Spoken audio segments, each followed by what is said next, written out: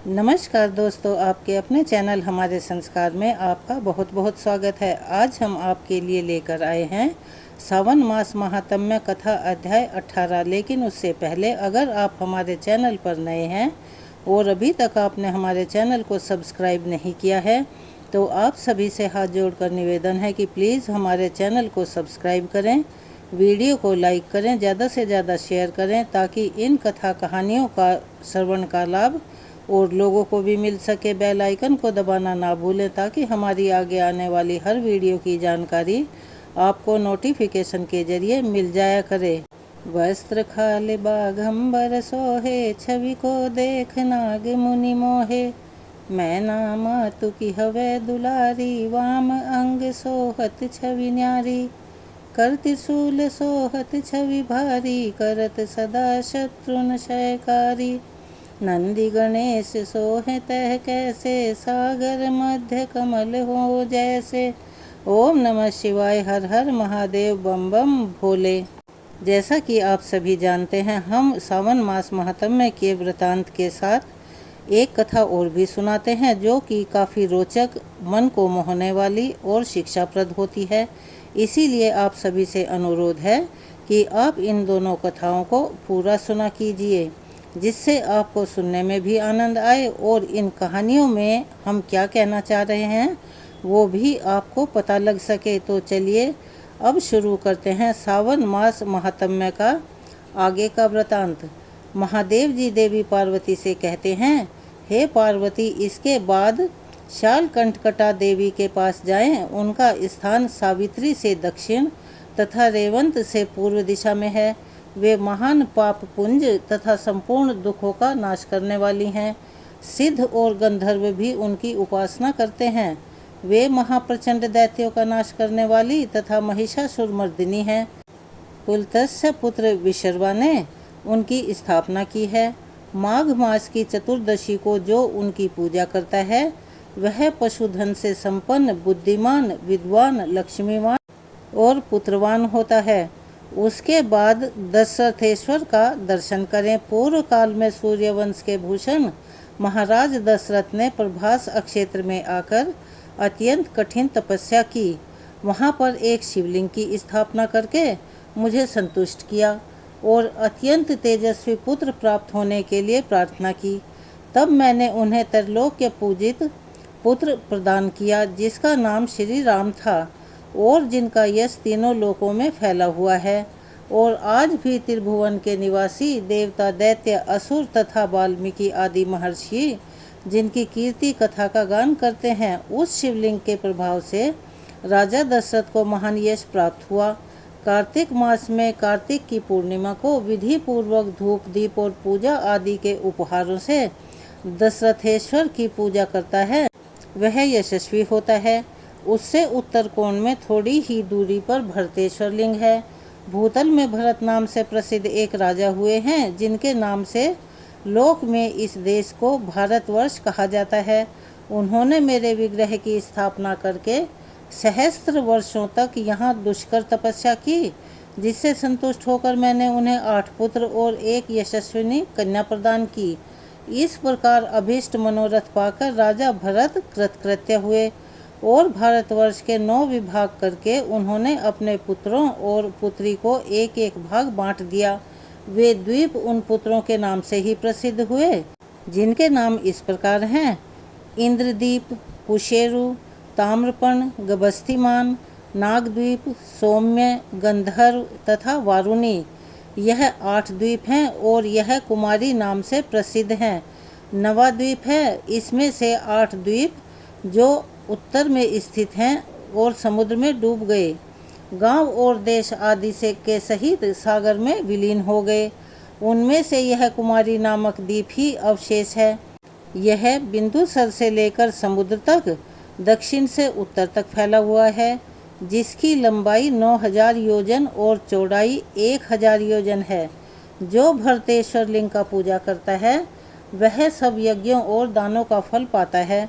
जो कार्तिक मास की पूर्णिमा को कृतिका नक्षत्र के योग में भरतेश्वर का दर्शन करता है वह स्वप्न में भी भयंकर नरक को नहीं देखता, सावित्री के स्थान से पश्चिम दिशा में एक ही स्थान पर 4 शिवलिंग हैं। उनमें 2 शिवलिंग तो पूर्व में हैं और 2 पश्चिम में हैं। उन चारों के नाम इस प्रकार हैं: कुशकेश्वर, गर्गेशेश्वर, पुरुषेश्वर तथा मैत्रेश्वर। जो जितेंद्रिय मनुष्य भक्ति पूर्वक इन चारों लिंगों का दर्शन करता है वह सब पापों से मुक्त होकर मेरे परम धाम को जाता है।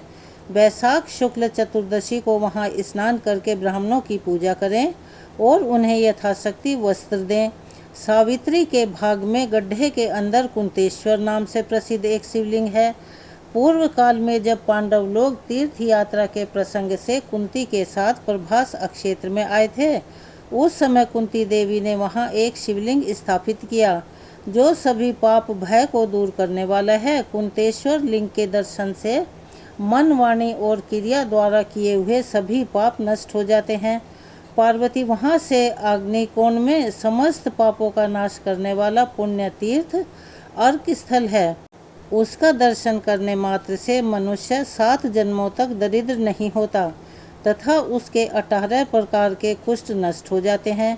इसीलिए सप्तमी तिथि को त्रिसंगम तीर्थ में स्नान करके पुण्यवान मनुष्य उनका पूजन अवश्य करें। सिद्धेश्वर से दक्षिण भाग में 3 धनुष के अंतर पर मांडवेश्वर लिंग है। जो माघ मास की चतुर्दशी को जितेंद्रिय होकर उसकी पूजा करके रात में वहां जागरण करता है वह यमलोक में नहीं जाता। वहीं पर पुष्पदंत ने कठोर तपस्या करके एक शिवलिंग स्थापित किया जिसका दर्शन करके प्राणी जन्म मृत्युमयी संसार बंधन से मुक्त हो जाता है और इस लोक तथा परलोक में मनवांछित फल प्राप्त करता है।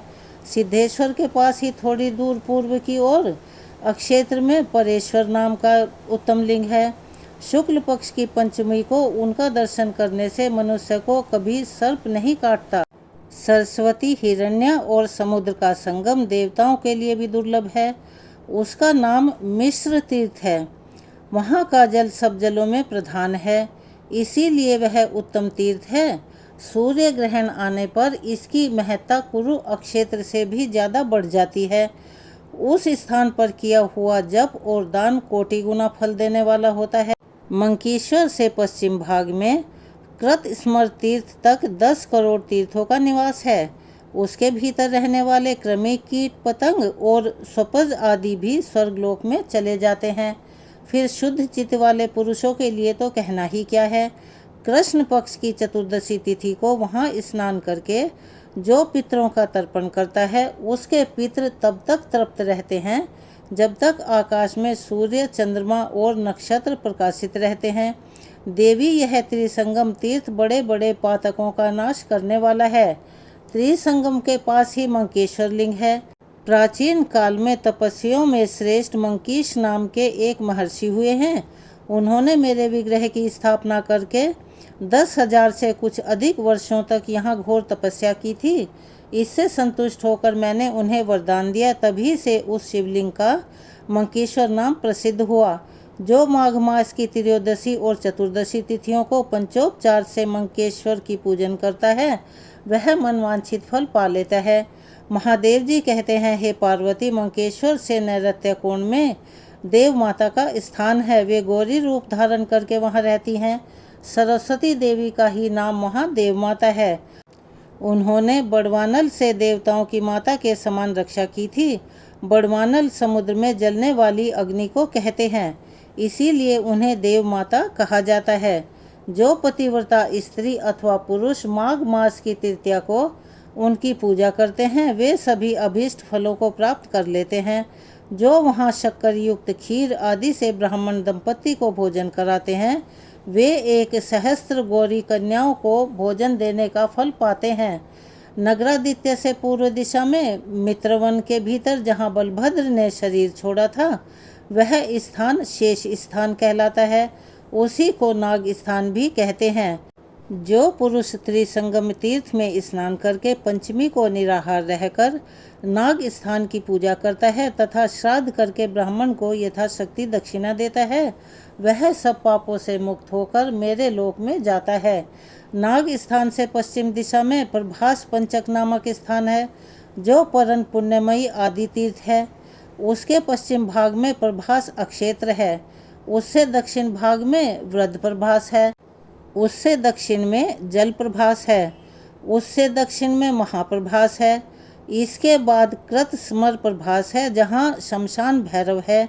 जो मनुष्य भक्तिपूर्वक इन 5 प्रभासों का दर्शन कर लेता है उसे जरा मृत्यु से रहित परम पद प्राप्त हो जाता है। प्रभास तीनों लोकों में विख्यात आदि तीर्थ है। वह देवताओं के लिए भी दुर्लभ तथा महान पातकों का नाश करने वाला है। प्रभास में अमावस्या को एक रात व्रत रखने वाला पुरुष सभी पातकों से मुक्त होकर शिवलोक में जाता है। पुष्कर में स्नान करने से 7 जन्मों का पाप नष्ट हो जाता है। आदि प्रभास के आगे 3 धनुष की दूरी पर रुद्रेश्वर लिंग स्थित है, जहाँ मुझ रुद्र ने ध्यान लगाकर अपने तेज को स्थापित किया हुआ है। उसका दर्शन और पूजन करके मनुष्य सब मनोवांछित फलों को प्राप्त कर लेता है। कृत स्मर से लगकर मंकेश्वर तथा महाशमशान है, जो पुनर्जन्म का निवारण करने वाला है। उस स्थान पर मरे हुए जीव के शरीर का दाह संस्कार करना चाहिए। वह कर्म बीज के लिए ऊसर अक्षेत्र कहा गया है। वह मुझे सदा अत्यंत प्रिय है। मैं तो कालांतर में भी उसका त्याग कभी नहीं करता। मेरे लिए वह अविमुक्ति अक्षेत्र से भी अधिक प्रिय है। सरस्वती का जल स्वतः पवित्र है, उसमें जहाँ कहीं भी स्नान किया जा सकता है, किंतु सरस्वती और सब समुद्र का संगम तो देवताओं के लिए भी अत्यंत दुर्लभ है। सब नदियों में सरस्वती नदी ही पुण्यदायिनी तथा समस्त लोगों को सुख देने वाली है। सरस्वती को पाकर स्वर्ग लोक में पहुँचे हुए मनुष्य सदा के लिए शोक मुक्त हो जाते हैं। सरस्वती का पावन जल पुण्यात्मा पुरुषों को ही प्राप्त होता है। वैशाख की पूर्णिमा तथा चंद्र ग्रहण के अवसर पर तो वह तीनों लोकों के लिए भी दुर्लभ है। अगर सोमवती अमावस्या को वहाँ स्नान का सुयोग मिल जाए तो 100 कोटि पर्वों से क्या लाभ। मनुष्य की हड्डी जब तक सरस्वती के जल में रहती है उतने ही सहस्त्र वर्षों तक वह मेरे लोक में सम्मानित होता है। जो समर्थ होकर भी प्रभास तीर्थ में सरस्वती का दर्शन नहीं करते उन्हें जन्म के अंधों और पंगु के समान ही जानना चाहिए। वे देश, वे तीर्थ, वे आश्रम तथा वे पर्वत धन्य हैं जिनके बीच से होकर सरिताओं में श्रेष्ठ सरस्वती नदी निकलती है। जो त्रिभुवन को पवित्र करने वाली पुण्यदायिनी सरस्वती की शरण ले चुके हैं वे संसार रूपी कीचड़ की दुर्गंध फिर कभी नहीं सूंघ सकते। प्रभास तीर्थ में सरस्वती नदी स्वर्ग की सीढ़ी है। सरस्वती के दर्शन से मनुष्य राजसूय यज्ञ का फल पा लेता है। सरस्वती से बढ़कर कोई दूसरा तीर्थ ना हुआ है और ना ही कभी होगा। जहाँ सरस्वती का जल समुद्र की लहरों से व्याप्त रहता है उस संगम में जो भी मनुष्य स्नान करेंगे, हे देवी, वे प्रत्येक युग में ऐश्वर्यवान होंगे। जिन मनुष्यों का शरीर सरस्वती के जल से अभिषिक्त होता है वे धन्य हैं, वे मुनि हैं और उन्हीं का निर्मल यश सर्वत्र फैला हुआ है। देवी पार्वती को इतना सब बताकर भगवान शिव कुछ समय के लिए मौन हो गए। आज के महात्म्य वृतांत को हम यहीं विराम देते हैं। इससे आगे का वृतांत आप हमारी अगली वीडियो में सुनेंगे। कृपया उस वीडियो का इंतज़ार कीजिएगा और ज़रूर सुनिएगा। और अब हम आपको राधा रानी का एक रोचक प्रसंग और एक बहुत ही सुंदर कथा सुनाने जा रहे हैं। आपने कान्हा जी के भक्तों की और कान्हा जी की भक्ति की कहानियाँ तो बहुत सारी सुनी होंगी। आज आपको सुनाते हैं राधा रानी की एक सच्ची कहानी। जैसे कान्हा जी अपने सच्चे भक्तों पर बहुत जल्दी प्रसन्न हो जाते हैं और उनकी पुकार सुनकर वह दौड़े चले आते हैं, उसी तरह राधा रानी भी अपने भक्तों की पुकार अवश्य ही सुनती हैं। एक बार की बात है, एक सेठ जी थे और एक गांव में रहा करते थे। उनका भरा पूरा परिवार था। वह बहुत धनी थे। उनके 3 बेटे थे, लेकिन उनकी कोई भी बेटी नहीं थी। इस बात की कमी सेठ जी को बहुत खलती थी। कुछ समय बीता तो एक दिन सेठ जी की पत्नी का देहांत हो गया। समय का पहिया घूमता रहा तो विवाह योग्य सभी बेटों का विवाह भी कर दिया गया। सेठ जी का अच्छा खासा कारोबार था। दिन भर सेठ जी के बेटे कारोबार संभालते और शाम होने पर अपने बच्चे और अपनी पत्नियों के साथ व्यस्त रहते। सेठ जी की सुनने वाला अब परिवार में कोई नहीं था। कोई भी ऐसा नहीं था जिससे सेठ जी अपने मन की बात कह सुन सकें। सेठ जी को शुरू से ही इस बात का बड़ा मलाल था कि उनके घर में कोई बेटी नहीं है और अब उनकी पत्नी भी उनके साथ नहीं रही। उनकी पत्नी भी उनका साथ छोड़कर चली गई।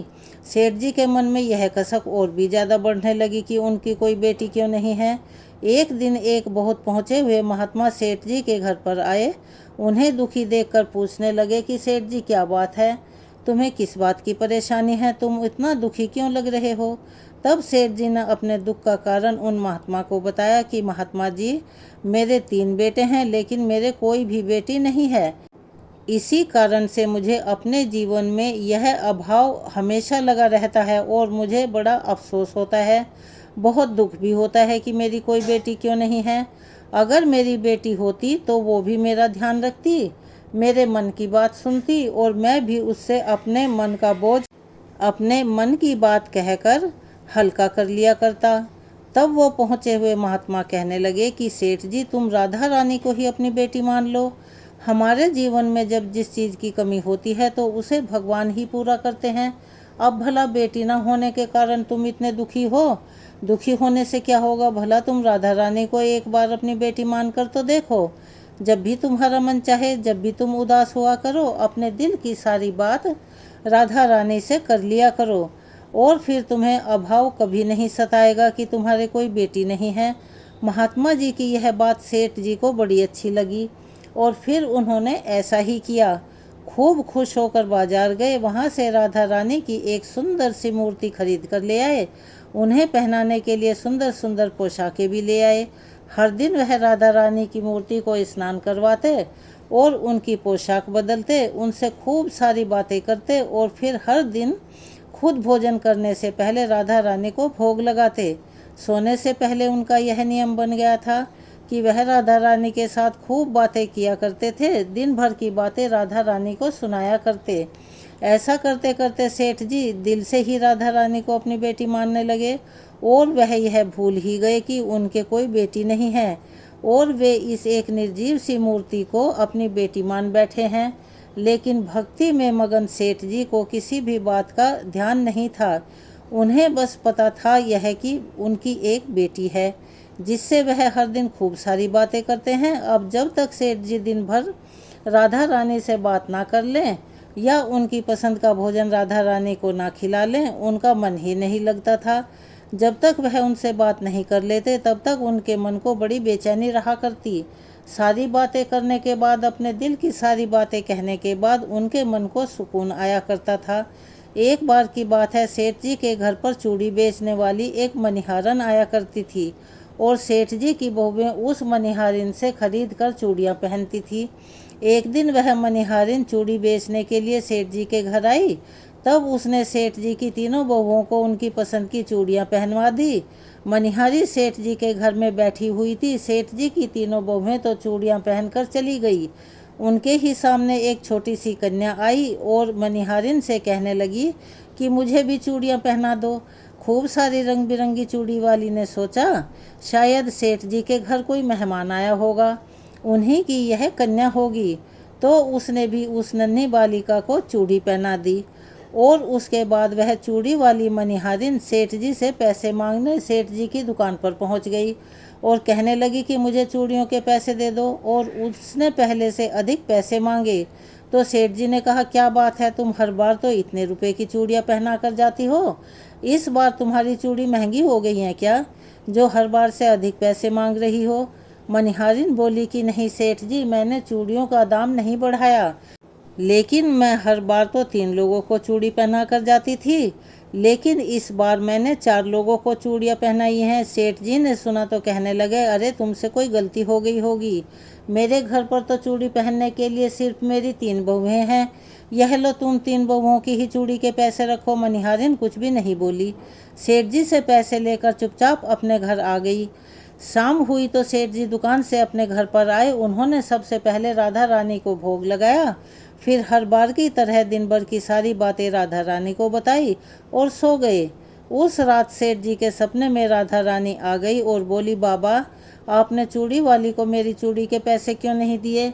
जब आप मुझे अपनी बेटी मानते हो तो फिर बताओ मुझे कि आपने मेरी चूड़ी के पैसे मनिहारिन को क्यों नहीं दिए। ऐसा कहकर राधा रानी एक छोटी सी बेटी की तरह, लाडली बेटी की तरह सपने में रोने लगी।